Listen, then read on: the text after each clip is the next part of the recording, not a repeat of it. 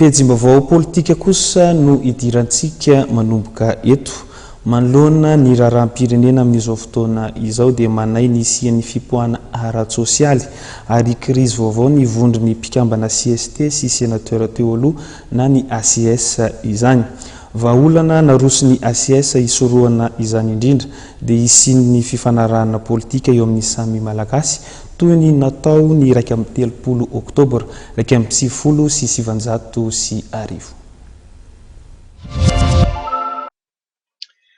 Manany sy ny fipoahana sosialy ary krizy vaovao ny vondry ny mpikambana CST sy sénateur teo aloha ny ACS, Amicale des anciens conseillers supérieurs et sénateurs de Madagascar. Entana isorohana izany mitaky ny sina fifanarahana politika eo amin'ny samy malagasy toy ny tranga tamin'ny 30 Oktobra 1990. Naroso ny ACS nandritry ny jinika momba ny raharaham-pirenena notontsaina tetsy amin'ny hôtel Panorama Andrianarivo io sosokevitra io androany. Kanefa moa inona ny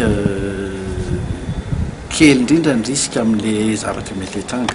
Ny fijanonana mijirijiry amin'izao zava-misy zao dia ny famalina amin'ny ainao manjery sy ny sisa indrindra moa raha mivoaka le lalàna tsy ahafahan'ny ainao manjery mamoaka tsony ny zavatra tokony avoaka io miseho dia vao mainka meratsy ny toedrara zany rehetra zany ny eritreretina mihitsy hoe amin'ny teny frantsay moa tsy hoe le minimum de casse.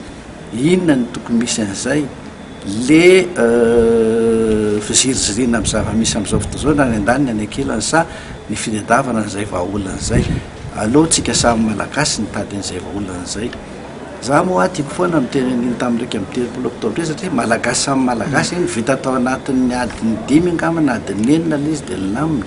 Ka izao tsika manam-potoana andinihana azy tsara, heverinay angamba fa fotoanan'izao andinihana an'izany. Marina fa mety hisy teo hoe transition fa raha ohatra ary moa le olona mitaky hoe miala ny filoham-pirenena ka miala izy. Ka raha miala ny filoham-pirenena rehefa dia araisin'ny filohan'ny antenimieran'ny olona fitantanana. Ka raha raisin'ny antenimieran'ny olona fitantanana dia tezamita koa izany transition koa zany dia atao anatin'ny 3 volana fifidianana ny rafitra rehetra nefa tsisy miovana kely ary dia lany ao dia teraka krizy indray.